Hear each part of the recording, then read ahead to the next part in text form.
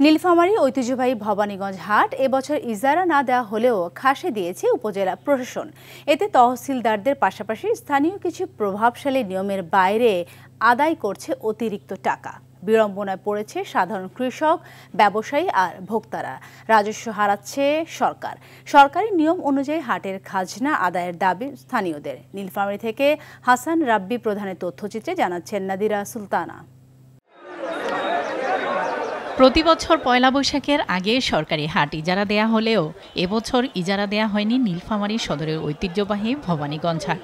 গত বছর এই হাট ইজারা দেয়া হয়েছিল ৫৪ লাখ টাকায়, আর ভ্যাট ট্যাক্স সহ এই হাটে নেওয়া হয়েছে ৭০ লাখ টাকা। তবে এবছর হাটটি ইজারা দিতে না পেরে খাস কালেকশন আদায়ের নির্দেশ দিয়েছে উপজেলা প্রশাসন। এতে সুযোগ পেয়ে তহসিলদারদের পাশাপাশি স্থানীয় কিছু প্রভাবশালী নিয়মের বাইরে আদায় করছে অতিরিক্ত টাকা।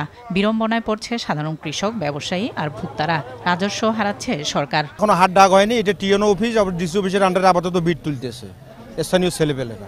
পার মনে ৬০ টাকা করে খাজনা নিচ্ছে ওরা। তো শুনলাম ডাক হয়নি এবং খাজনা তো ওরা নিতেছে। পুরানা না, এই নতুন লোক, মানে এলাকার লোক। খাস কালেকশন যে করছে, রসিদ নাই, তারা এরা কিভাবে কালেকশন করতেছে? এটা তো জুলুম করা হচ্ছে। টোল আমরা রসুন নেই ৩০ টাকা করে পাইকারের কাছ থেকে, আর পেঁয়াজ নেই ৫০ টাকা বস্তা। ওইটা কৃষকের কাছ থেকে নেয় পাইকাররা, আমরা তারপর ওদের কাছ থেকে আদায় করে নিই। তবে খাস কালেকশনে ৫ জন ব্যক্তি মনোনীত আছে, আর খাজনা আদায়ের কিছু অংশ তাদেরকে দিতে হয়, এমনটাই জানিয়েছেন হাটের দায়িত্বে থাকা একজন তহসিলদার। আপাতত হচ্ছে আপনার আগে যে ডেটে ইয়া করতো ওইভাবেই আর কি বলা আছে, ওইভাবে নির্দেশনা আছে। যে ডেটে না ছিল ওইভাবেই তারা টাকা দিবে এবং এটা জমা হবে। এটা যদি আপনারা জানালেন এ বিষয়ে কি রেটে আসলে নিচ্ছে তারা, এটা সুনির্দিষ্টভাবে ইয়া করলে আমরা এটা স্যারকে জানাবো।